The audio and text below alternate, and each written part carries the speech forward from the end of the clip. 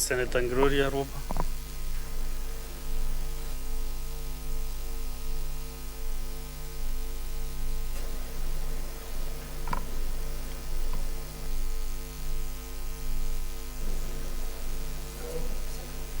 I need the mic.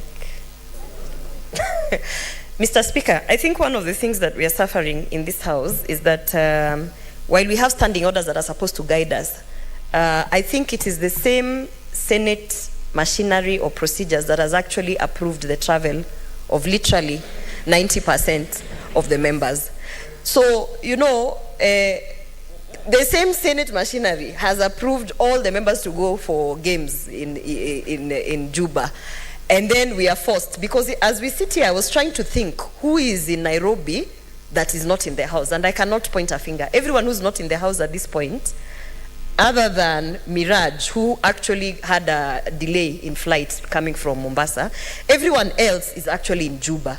So even if you were to fault the whip, to say that the whip is not doing their work, they cannot whip any further. This is it. Everyone who is in Nairobi is actually in the House. So therefore, while we are looking at the standing orders, at the end of the day, you can be having standing orders that are supposed to guide us, but the same people who are also operating within the Senate, and I say this with all due respect, are also not considering that, you know, you must have quorum. So I think in future, while it is important and imperative for everybody to travel and participate in other things, we should also understand that the House must have, you know, the proceedings must go on. So, for some of us who did not go to Juba yet, we are very active. We came running, by the way.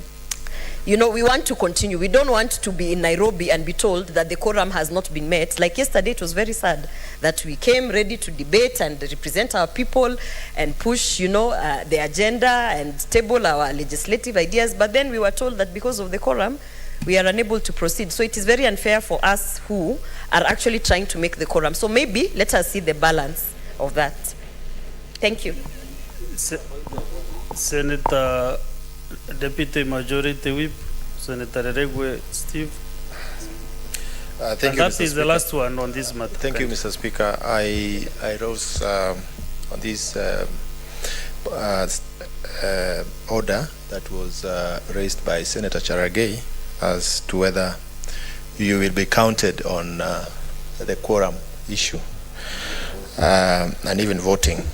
As you are aware, Honorable Speaker, most of the time when we do voting and we need delegations, it has always been a rule or a precedence of this House that the Speaker normally votes and adds to the quorum. And why not in the question of the quorum on the topic that we are discussing right now? So as you make your ruling, kindly tell us why the Speaker normally votes as a delegation to achieve a quorum, and why not at this topic we are discussing now. Thank you. I know the list, Senator Mohammed Abdallah, Shakira.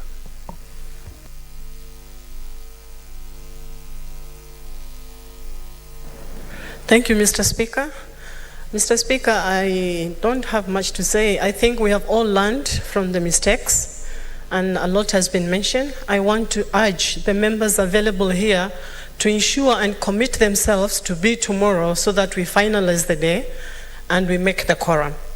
That's my contribution. Thank you, Mr. Speaker. I thought Senator Redegu is waiting for my ruling because we have raised a matter. Okay, Honorable Senators, this is a straightforward matter. And I wish it was moved by a different member, not the majority whip.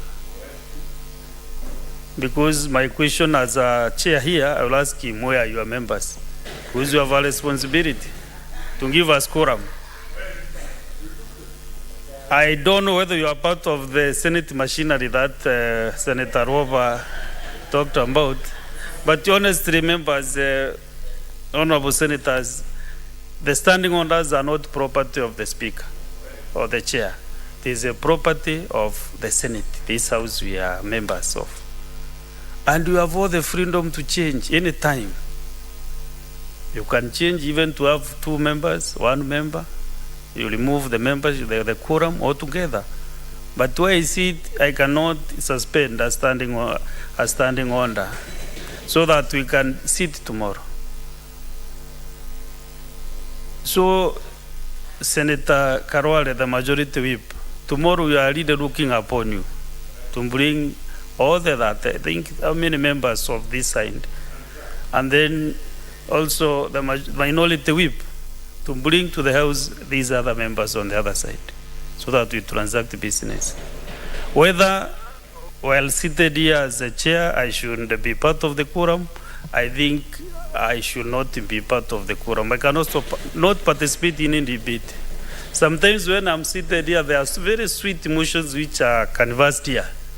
Sometimes even I forget like I should even represent the people of Meru County. But I'm tired. I cannot debate from my seat. So when I'm sitting here, I cannot be part of the quorum. The same way when all these other speakers, panelists are chairing. Once you are here, you cannot be part of the quorum. But once there's somebody else here, like now from 4:30, Senator Haji will be here. I can sit here and debate and give quorum and participate as a member for Meru County. It is, that matter is ruled now. We go to the next one. And if it is on a different matter, Senator Chalge, let us get to that matter then, as we move on. Next order.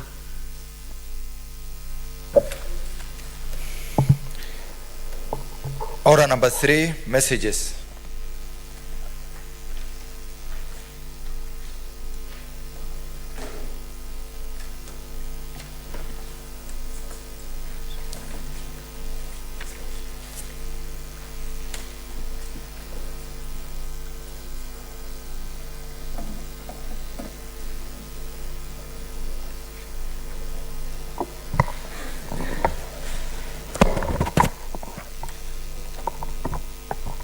Honorable Senators, I have a message from the National Assembly, which is the establishment of another committee on a legislative proposal to amend the Constitution to entrench certain specialized funds.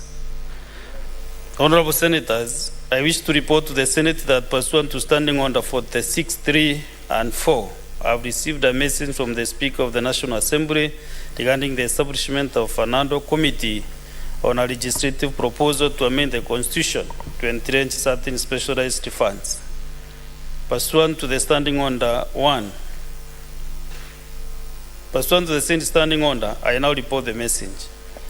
Pursuant to the provisions of Standing Order 41 of the National Assembly Standing Orders, I hereby convey a message from the National Assembly on its passage of the following resolution during its sitting of Thursday, November 24, 2022.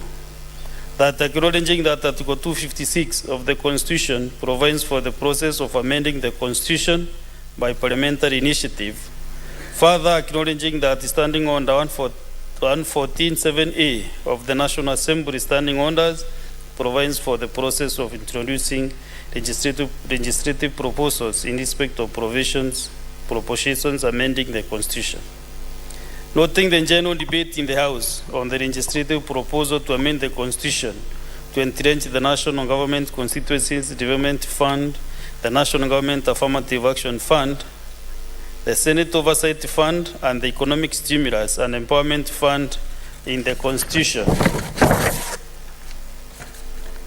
Cognizant of the comments and views of honorable members during the general debate on the legislative proposal, recognizing the need for a bicameral approach on the proposal prior to publication of the relevant bill, acknowledging that the subject matter of the legislative proposal cuts across the mandate of more than one committee of the House.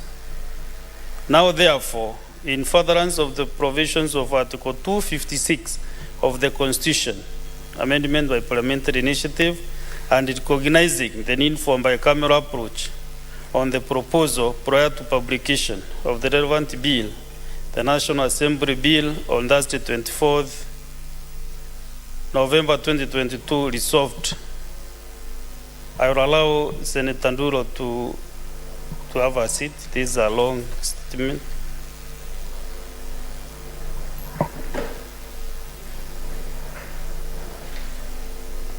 I will repeat. Now, therefore, in furtherance of the provisions of Article 256 of the Constitution, amendment by parliamentary initiative, and recognizing the need for a bicameral approach on the proposal prior to publication of relevant bill, the National Assembly on Thursday, 24th November 2022, resolved as follows. Number 1, to establish a joint parliamentary ad hoc committee on a proposal to amend the Constitution to entrench certain specialized funds comprising 11 members from each of the House of Parliament.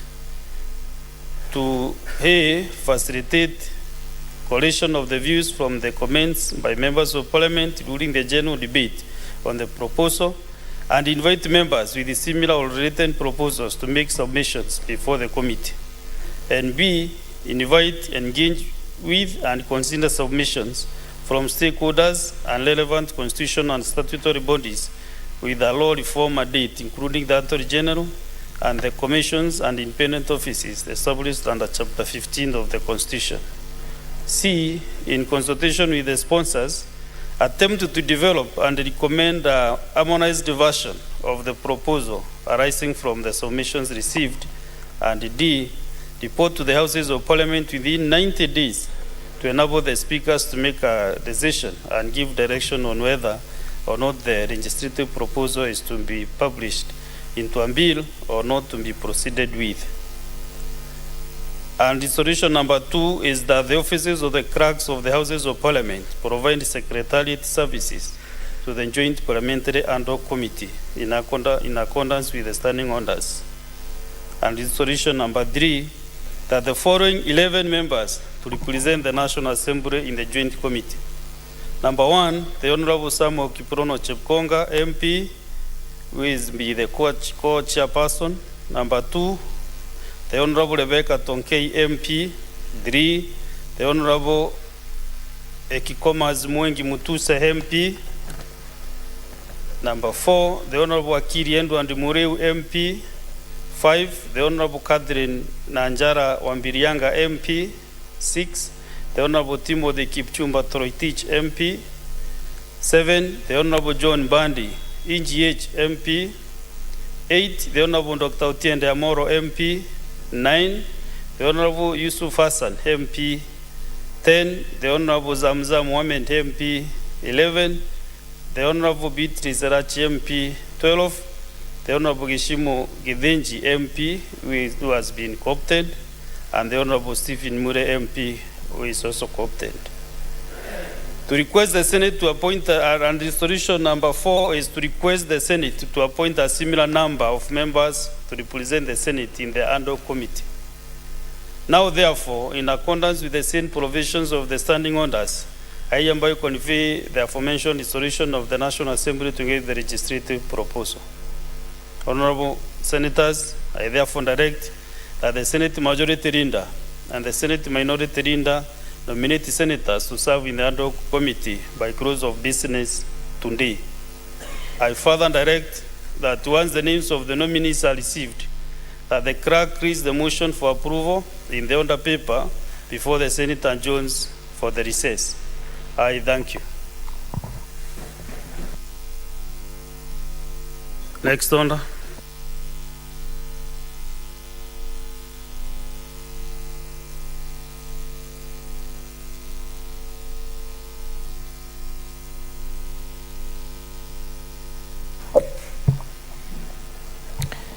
Order number 4, petitions.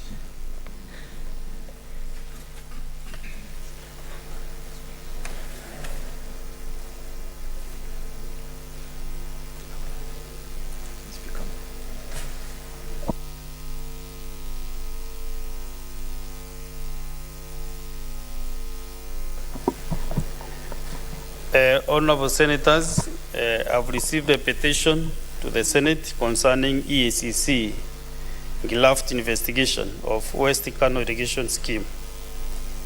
Honorable Senators, I hereby report to the Senate that the petition has been submitted through the clerk by Patrick Ochieng Ondindo and to the residents of Kawino, North location in Kisumu County, concerning the Ethics and Anti-Corruption Commission graft investigation of West Kano irrigation scheme. As you are aware, under Article 119(1) of the Constitution, and I quote, every person has a right to petition Parliament to consider any matter within its authority, including enacting, amending, or repealing any legislation. Honorable Senators, the salient issues listed in the same petition are as follows. One, that the West Kano irrigation scheme revolving fund dates from 2009 to 2015, and that in August 2015, a report was made to the Ethics and Anti-Corruption Commission, EACC, on the West Kano irrigation scheme revolving fund graft involving the government rehabilitation funds, economic stimulus program funds, and the farmers' own saving funds encompassing irrigation, farm machineries, accessories, and West Kano irrigation rice sales.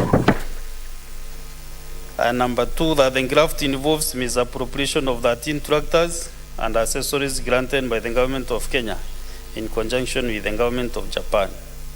And three, that upon receipt of the report, an investigation was launched by the EACC Western Region Office in Kisumu. And four, that there is a delay in the investigation of misappropriation of funds by the Ethics and Anti-Corruption Commission Region Office, which resulted in the culprits going scot-free, and it remains an injustice to the local residents. And five, that the petitioners have made no efforts to have this matter investigated and resolved, including reporting it to the Commission on Administrative Justice, whose response has not been satisfactory. The petitioners therefore pray that the Senate investigates these issues, among others, instituting a forensic audit of the scheme to ensure that justice is served and culprits are held liable. Honorable Senators, pursuant to Standing Order 237, I shall now allow comments, observations, or clarifications in relation to the petition for not more than, I will not specify the time. I will allow few comments, observations, or clarifications.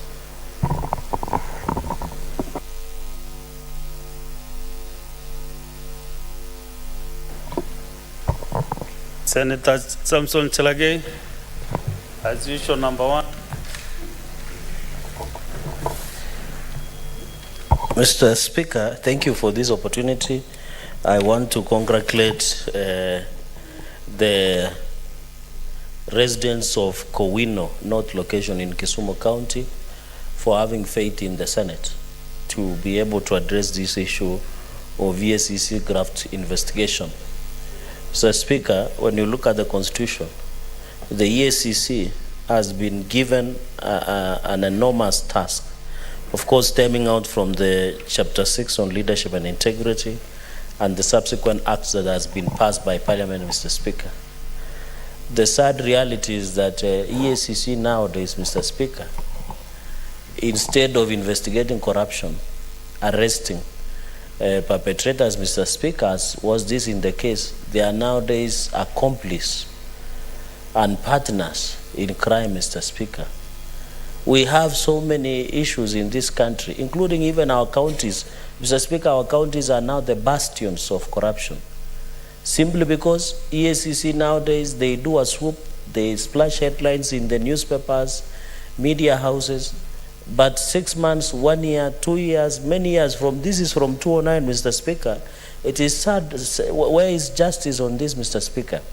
And therefore, Mr. Speaker, I think EACC, Mr. Speaker, and I remember in the last session, when EACC appeared before our committee of JLAC in the last session, the only conviction they brought to this house then was a conviction of 20,000 bribery. The report that they submitted to the Senate, and it's unanswered, Mr. Speaker.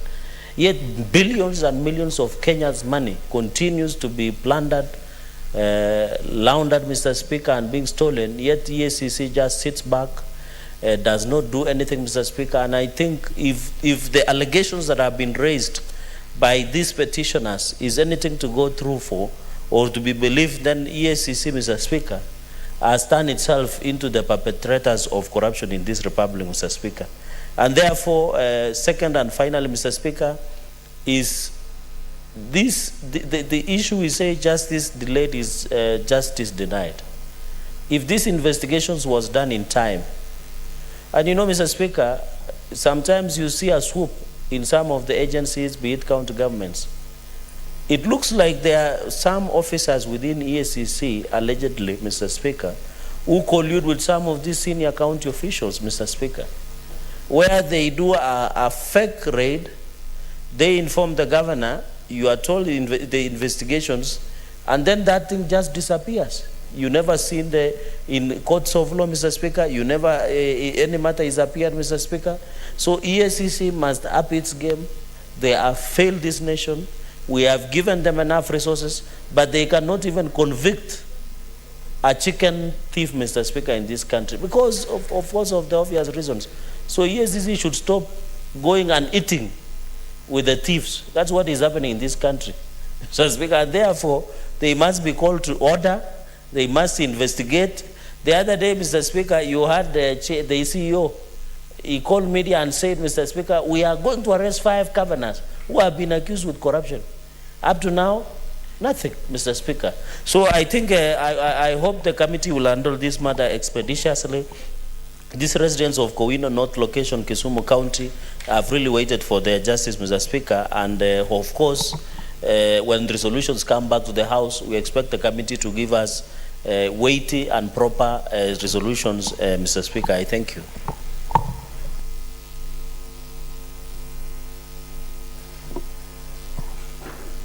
Okay. Honorable Senators, pursuant to Standing Order 2381, the petition is hereby committed to the Standing Committee on Agriculture, Livestock and Fisheries for its consideration. In terms of Standing Order 2382, the committee is required in not more than 60 calendar days from the time of reading the prayer to respond to the petitioners by way of a report and addressed to the petitioner and laid on the table of the Senate. I thank you. Next order.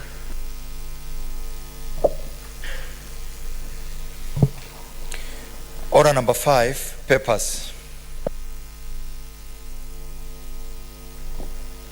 Majority Leader.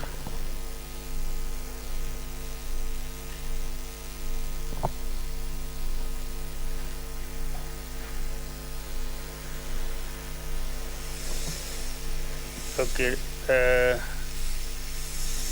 Deputy Majority, we proceed. Mr. Speaker, sir, I beg to lay the following papers on the table of the Senate. Today, 30th November 2022, the report of the Auditor General on the financial statements of 1.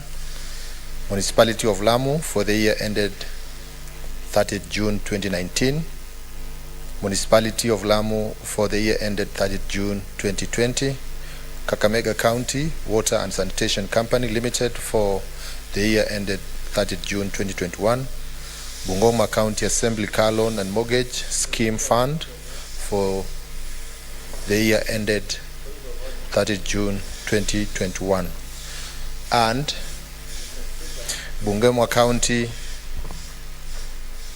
Pensions with Disability Empowerment, Persons with Disability Empowerment Fund for the year ended 30th June 2021. Thank you, Honorable Speaker. What is your point of order, Senator Chelagay?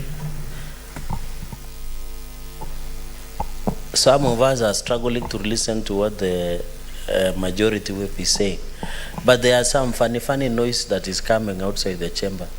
Can you direct the clerk to ensure that these funny noises that are penetrating into the chamber does not affect the studious silence and the keen listening But of you the, are very of the audible. members. Everybody is hearing you. Where is the noise from? I can't hear the Mr. voice. Speaker, like a few minutes ago. So my worry is that it might come back, Mr. Speaker. So you would direct the Sergeant at Arms to check out what is happening, Mr. Speaker. Okay. You have another paper by the Chairperson Standing Committee on National Security, Defense and Foreign Relations. Thank you, Mr. Speaker. Mr. Speaker, I beg to lay the following paper on the table of the Senate today, 30th of November 2022. Report of the Standing Committee on National Security, Defense and Foreign Relations on a statement sought by Senator Enoch Wambua, MP, on the heightened insecurity in Mutha Ward, Kitui County. Thank you, Mr. Speaker. Thank you. Next order.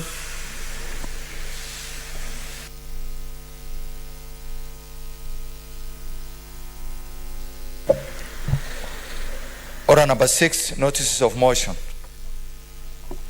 Senator Mohamed Chute.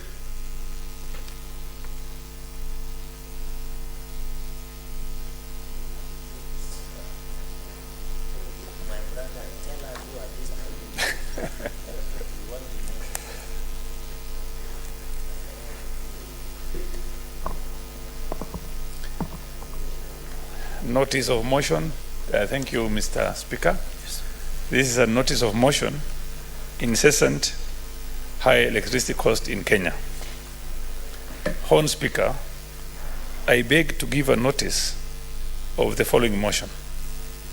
That aware that energy is an essential factor of production and its total consumption is a major determinant of performance of the economy, which is this cost and reliability spurring or stifling economic growth. Further aware that there has been a significant growth in the demand for electricity in Kenya, driven by economic growth. Increased effort towards rural electrification and reinforcement of the transmission and distribution grids, while the supply has been constrained majorly due to over-reliance on hydroelectric power generating plants that have been negatively impacted by perennial drought experienced in the country. Mr. Speaker, noting that imbalance in demand and supply of power coupled with payments by Kenya Power and Lighting Company for produced power, not consumed power. Produced power, not consumed power. And fluctuation in the foreign exchange rates contribute to the high cost of electricity. Appreciating that Kenya has made strides in diversifying its power sources with geothermal plants, offering tremendous potential for zero carbon source of power, already producing nearly 1 gigawatt of power. Concerned that private power generating companies, popularly referred to as independent power producers, only supply 28% of power to Kenya Power Lighting Company, but accounts for 47% of power purchase cost, calling for the need to enhance energy management in Kenya. Mr. Speaker, you've seen 28% of power supply is IPPs, but they are consuming cost-wise 47%. Now, therefore, Mr. Speaker, my apologies. You get the opportunity to discuss the motion. Thank you. When we'll be moving it, so just give notice. In as it is, and then you will be getting enough time. Thank you, Mr. Speaker. Minutes. Now, therefore, the Senate resolves that the Standing Committee on Energy to undertake an inquiry into contracts signed by IPPs detailing the cost, capacity and duration of the contractual agreements and the implications on affordability of electricity in the country. Discrepancy in the cost of electricity sold to Kenya Power by KenGen, imports from Ethiopia, and IPPs, and the diversion of the electricity generated by Lake Turkana wind power to the national grid, noting that Marsabit and Samburu counties are inadequately supplied. The Ministry of Energy to come up with a policy framework aimed at lowering the cost of electricity as a way of addressing the high cost of living and enhancing clean energy by switching to renewable sources of energy such as geothermal, wind energy, among others, as a way of reducing the carbon footprints. Senator Mohamed Chute, Marsabit. Thank you, Mr. Speaker. Senator Chute. There's another notice of motion by the Chairperson Standing Committee on National Security.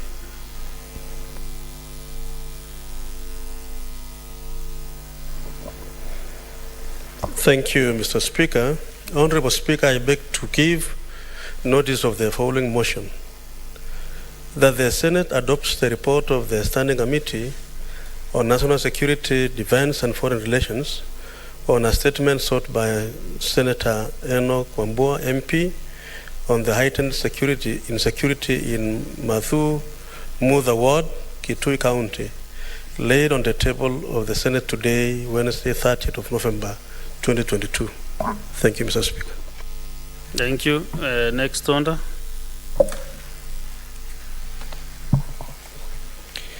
Order number 7, statements.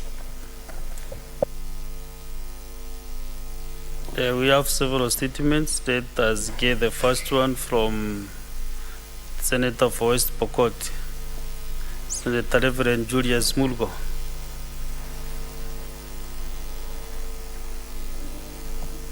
You want a statement, Senator Mulgo?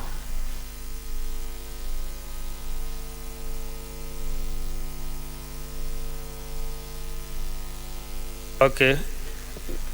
Approach the table and be assistant. Let's go to Senator Lelegwe Letumbesi, Professor.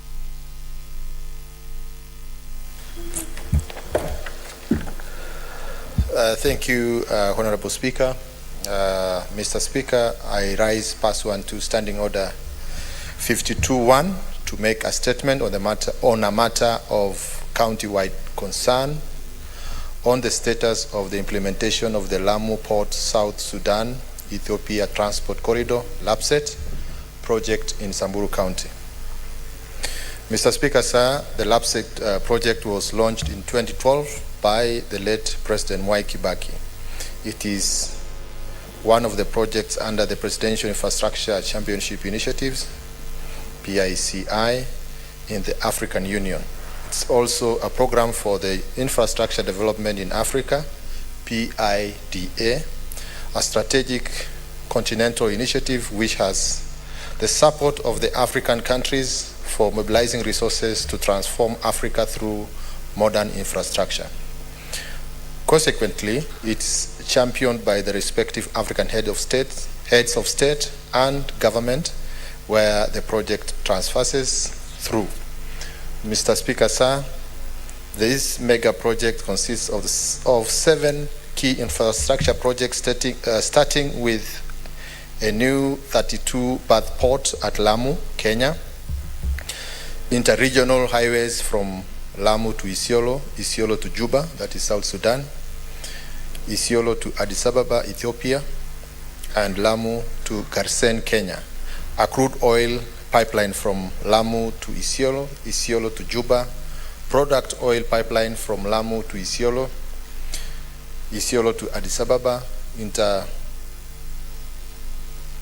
interregional standard gauge railway lines from Lamu to Isiolo, Isiolo to Juba, Isiolo to Addis Ababa, and Nairobi to Isiolo. 3 international airports, 1 each at Lamu, Isiolo, and Turkana. 3 resort cities, 1 each at Lamu, Isiolo, and Lake Turkana, and the multipurpose High Grand Falls Dam along the Tana River.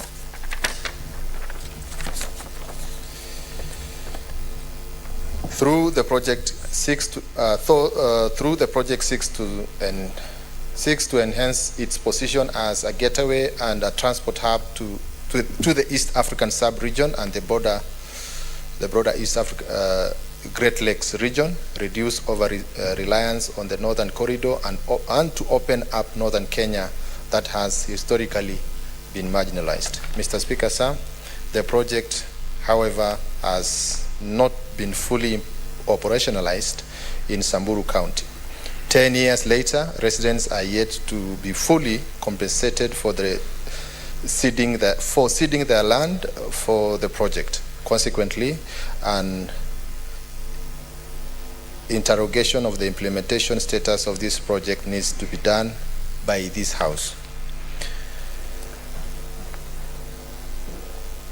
As such, Mr. Speaker, I request that pursuant to Standing Order 52.3, this matter be referred to the Standing Committee on Roads, Transportation and Housing. 2, 1, establish whether public participation was undertaken in the host counties where the project will transfers, making specific focus on communities in Samburu County. 2, give reasons why the Lapsset Corridor Development Authority does not have a regional office in Samburu County, despite the county being the second longest host of the corridor project with 208 kilometers. 3, state the skills, set and type of work the current workers as engaged in the outlining skills gaps available at the headquarters and field officers that can be filled by each host county. 4, give reasons why the host counties where the project transfers through are not represented in the board of the Lapsset Corridor Project Development Authority. 5, state the number and the nature of corporate social responsibility, CSR activities being implemented by the authority in Samburu County, and explain why CSR activities such as the Presidential Scholarship Program in Lamu County are not being replicated in other corridor counties hosting the project.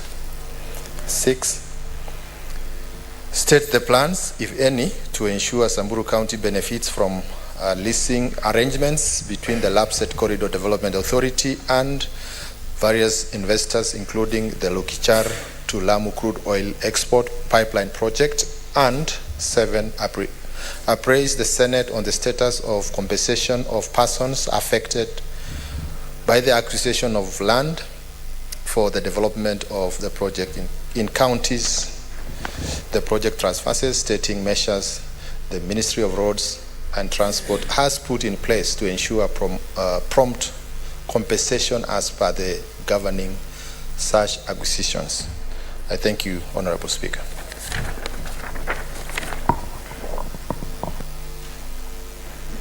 Let's go back to Senator Mulgo.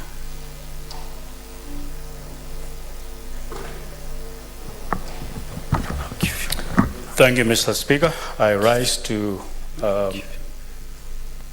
pursuant to Standing Order 52.1 to make a statement on an issue that is of general topical concern and national importance, namely importance of establishing a women's self-help groups.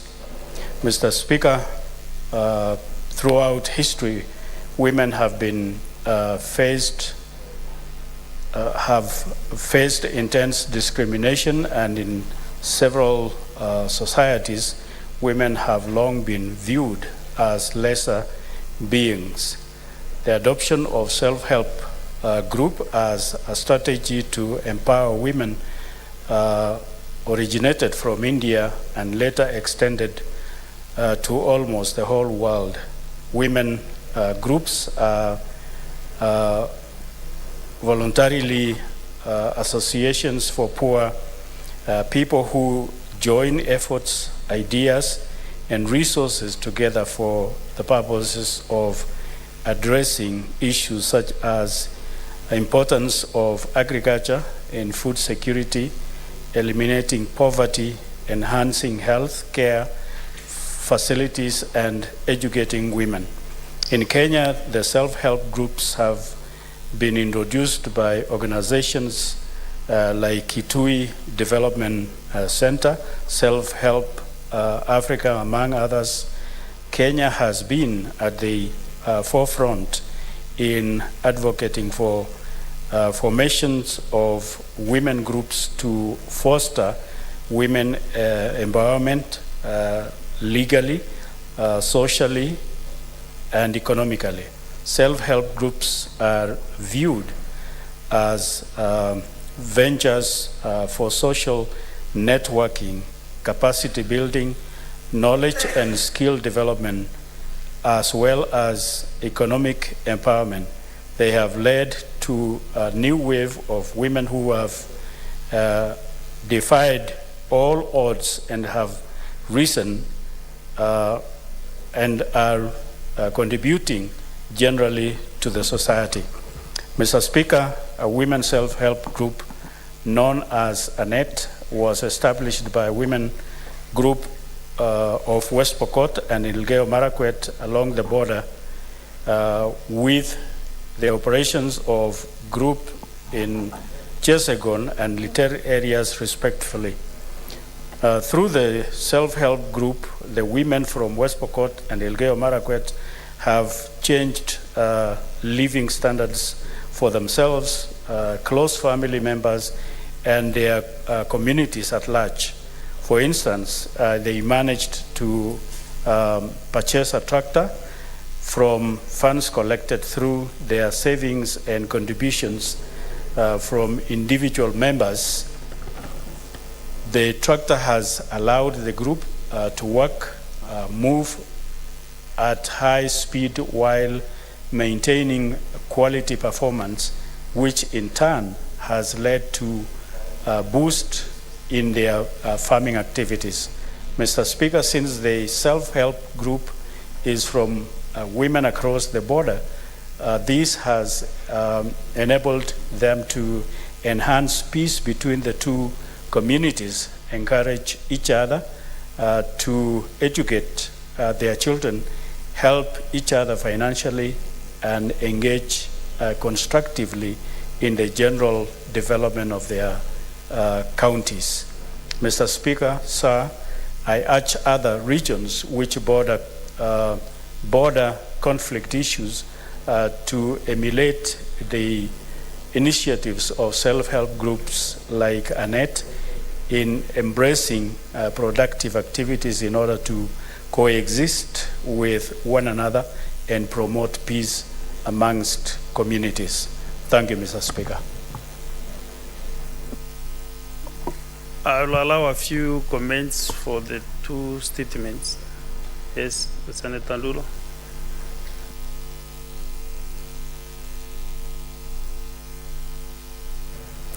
Thank you, Mr. Speaker. Mr. Speaker, I wish to thank Senator Lelegwe. I just wanted to add something onto a statement that he has just made on Lapset Corridor. Mr. Speaker, this project actually should have opened the northern part of this country, and a lot of money has gone into it.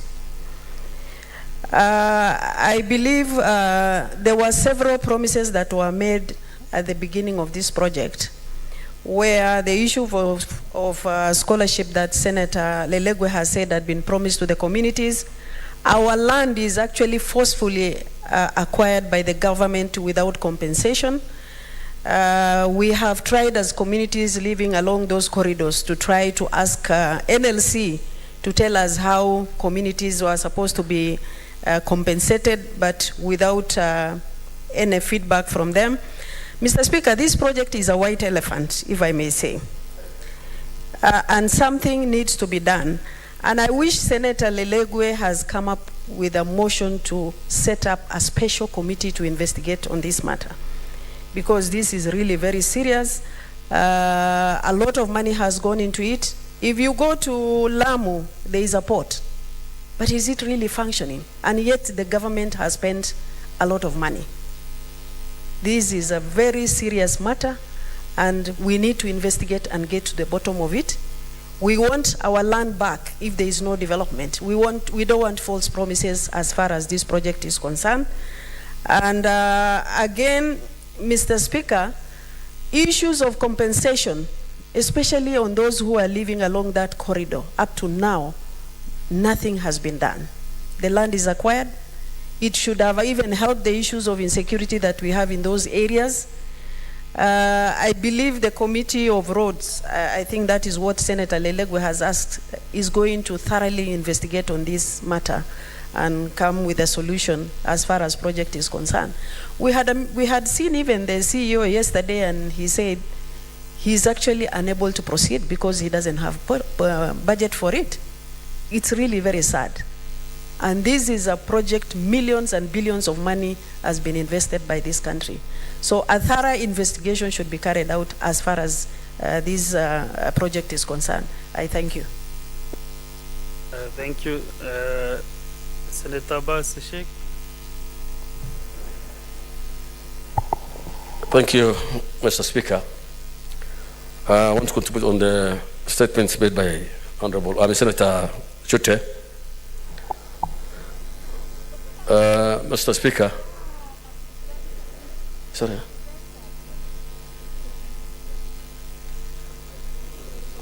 It's okay. On both statements. You can make your comments on this. Yeah, I'm commenting on that. By Senator Chute. Yeah. Proceed. Okay. Mr. Speaker, I think as the member of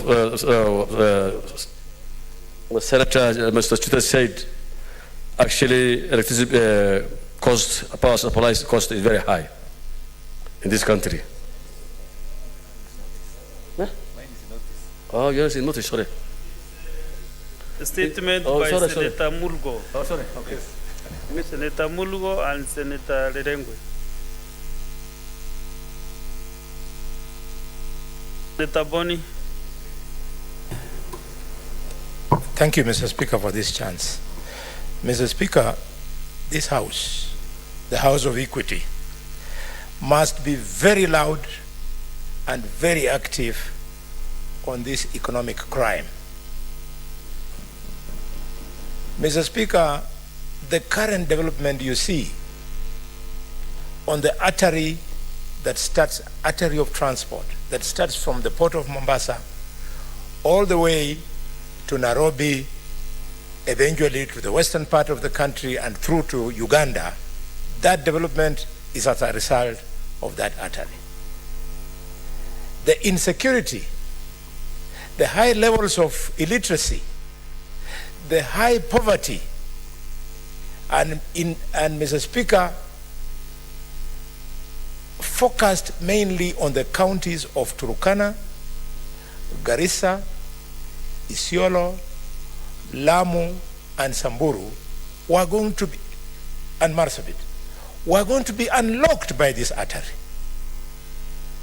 We must make sure that the tomcats in Nairobi and treasury mandarins who have benefited from the billions that have been going into this project since the inception by President Mwai Kibaki are not only brought to book, but they should be pursued so that public funds should be recovered, Mr. Speaker. Mr. Speaker, the Member of Parliament, the distinguished senator is speaking to the issue of compensation. I had an opportunity to have a discussion with Senator Abdallah Shakila. We were discussing about the issue of compensation. But compensation what? You just want to throw tokens at people, Senator Dulo. The compensation that is done when our land and regions are touched is pegged on the fact that land adjudication has been done. So you can go and tell Mzee Sifuna that the road has passed and taken away probably so many acres of your land which you know. And then they calculate. So when they say they're going to compensate you and they start telling you, Senator Lengwe, that they are going to give you programs of educating children, they are playing around with the minds of the poor. We need to be told exactly how the compensation is going to be established, how it will be calculated, because there's never been any land adjudication in that place. Mr. Speaker, the issue of LAPSET, people seated in Nairobi, unfortunately even us included, when you want to think about it, you want to articulate it, you're quickly told that the president or somebody has launched the Lamu port. The Lamu port, even if all the 32 berths were functioning, Senator Sakila, that is not the project. It is just a tiny bit of the project. Imagine the highways, the super highways that were going to run all the way. How much they were going to turn the economy, how much they were going to solve unemployment, how much they were going to contribute towards fighting poverty, how much they were going to contribute towards answering the problem of insecurity in these areas. Mr. Speaker, this amounts to an economic crime. The people of these counties, actually, if they come to the other counties like X county, X, let me say, for example, they come to Kiambu and they come to Kakamega, they'll be lost. They would not believe they're in Kenya.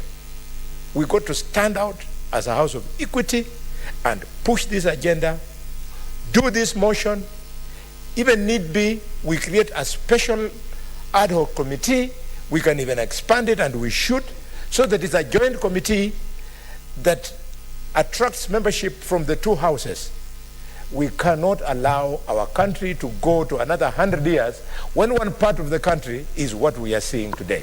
Mr. Speaker, I congratulate the Deputy Chief Whip and distinguished Senator of Samburu for these great thoughts.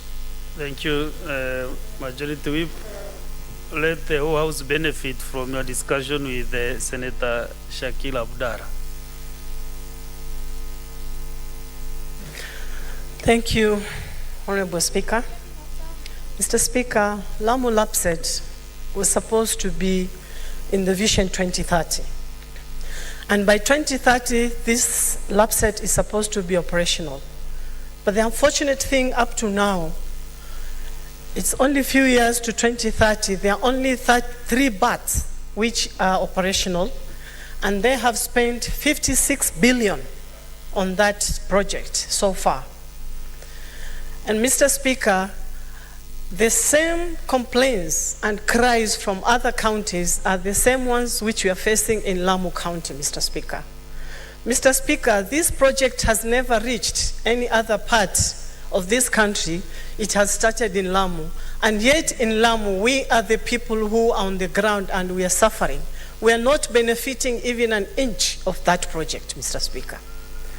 Mr. Speaker, the project now is being manned or managed by KPA, whereby there are employees. Like the other time, they brought about 86 employees from KPA. And the only people they're taking from Lamu are the dockers. There are no management, and yet there are people who are educated with experience, but they are never given any opportunity, even in the management position in that LAPSET project, Mr. Speaker. You go here to headquarters, and I don't understand why the LAPSET headquarters is in Nairobi. And yet, there is a big building which was put in Lamu for the LAPSET headquarters to be based in Lamu, or they should be based in Isiolo, but they are here in Nairobi. When you go and check that LAPSET headquarters, Mr. Speaker, there's nobody from Isiolo, one maybe from Lamu, nobody from any other part of this country which are part of this corridor, Mr. Speaker. Mr. Speaker, I think it's high time. I agree with the members here. We need to join our forces and make sure we all benefit from this very project, Mr. Speaker. Our land has been taken. 28,000 hectares of land in Lamu has been taken by LAPSET. They have subleased that land to Amu Power, Mr. Speaker, and none of the people have been compensated. Only about 300 people have been compensated, Mr. Speaker. It is unfortunate the National Land Commission, instead of tackling the historical injustice of land in the country, they are part of increasing that problems, Mr. Speaker. Mr. Speaker, I agree with the members that we need to have a caucus which will actually articulate this issue of lapset to ensure that it benefits everybody. Because even now, there is a ship taking animals to other countries like Saudi and Oman. We have pastoralists who are part of this corridor. Are they benefiting from that particular business? They have no clue even there's that business going on. So we need to have an inclusive people who are part of this project to see that they benefit equally. Because we as in Lamu, even the tender of supplying water or doing cleaning in the lapset comes from KPA, Mr. Speaker. We know Lamu is a small port. It has to be assisted, but there has to be a timeline. KPA is going to be managing that lapset for how long? For what time frame? So that the lapset can stand on its own. And for only that to happen, they need to ensure they put the Lamu Port Board of Directors. We cannot be operating with KPA Board of Directors with no representation from any member from any corridor. So I think it is unfair what is going on. We need to review the whole thing and everybody should benefit. Thank you, Mr. Speaker. Senator William Cheptumo. Thank you, Mr. Speaker. Mr. Speaker, this is really a very serious matter. Mr. Speaker, when you talk of 56 billion already spent in this project, and none of the counties, Mr. Speaker, can testify of any meaningful development in their counties, Mr. Speaker, it is very sad. Mr. Speaker, this is a project that covers 9 counties: Lamu, Samburu, Isiolo, Turkana, Garissa, Laikipia, Baringo, Marsabit, and Meru. Mr. Speaker, I will make a radical proposal here that all these counties, 9 of them, have senators here representing.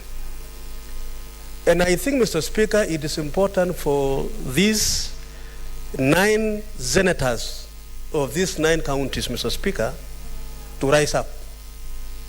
Mr. Speaker, there is a tendency in the country, anything affecting the marginalized areas of this country don't receive attention from government.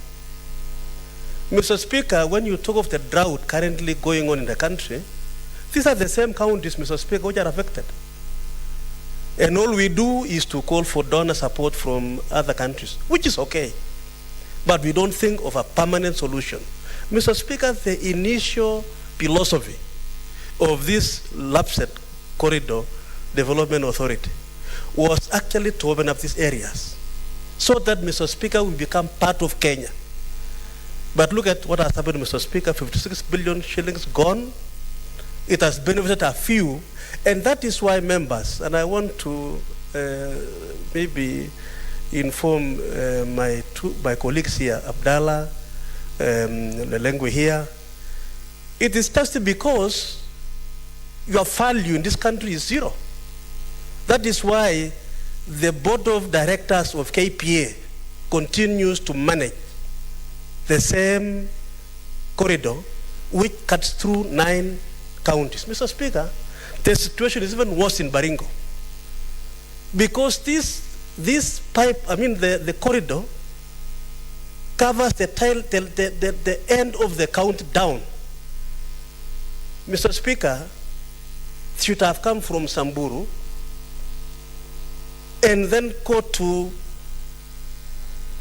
a place called Loruk, and then goes down Tiati and goes to Turkana. Mr. Speaker, I want to agree with members here that, Mr. Speaker, I think an Hato committee of this House and perhaps of the National Assembly should be formed. And I would want to appeal to my colleague here, Senator Samburu, that I think it is important, even after the 60 days, when this committee of transport brings the report, you move forward. And if you don't, I will be actually moving a motion in the House to form an Hato committee. Mr. Speaker, this is really what I would want to call marginalization. Mr. Speaker, when we had the post-election violence in 2007, billions of money was applied to resettle people. And it was a good idea. When there are floods in these areas, Mr. Speaker, no attention is given, no serious projection of government is taken into account. It is our time, members of these counties, Mr. Speaker, to come together. Mr. Speaker, sir, I want to talk about the compensation. Mr. Speaker, I am a lawyer by profession. The process of compulsory acquisition of land is clear. You identify the land, you do the evaluation, you compulsory acquire, set the funds aside for compensation. Mr. Speaker, I'm very sure today if you go to Land Commission, there may be no single money set aside for the compensation of these people. Same attitude. They may not do much, they may not go anywhere. So, Mr. Speaker, I would like to request the committee in charge of transport as they look into this particular motion, that they need to invite the Land Commission to appear before the committee and tell the committee the nature of compensation they are put in place. Honorable Kalwale said it rightly. There are no title deeds in these areas, Mr. Speaker, and I think it is important for them to tell us how then they were able to talk of compensation of people whose land has not been adjudicated and given titles. So, Mr. Speaker, I think it is this House represent the counties as a duty, and I want to thank my colleague, and we are going to stand together. Mr. Speaker, during the hearing, I will appear before this committee so that also I argue a case for my county, Baringo, so that we have this corridor, if developed, go through the appropriate areas which we feel will add value to our county. Thank you, Mr. Speaker.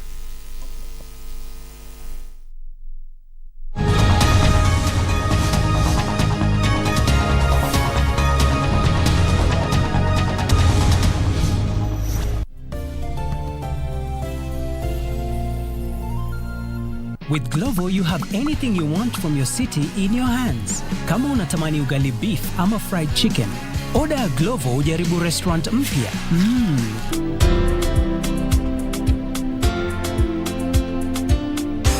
With Glovo, unaweza track order yako na kuongea na customer support, which is always available. Download the app and order anything you want from your city.